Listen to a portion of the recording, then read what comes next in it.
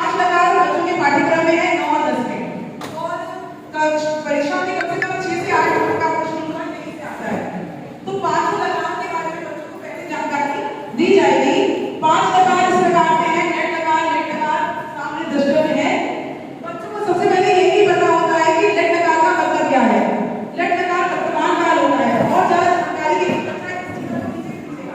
जब खींचेगा तो ये खिड़की खुल जाएगी और वो जान काम करता है। जब वो वाकई में भी समझ जाएगा इस चीज को, तो उसे और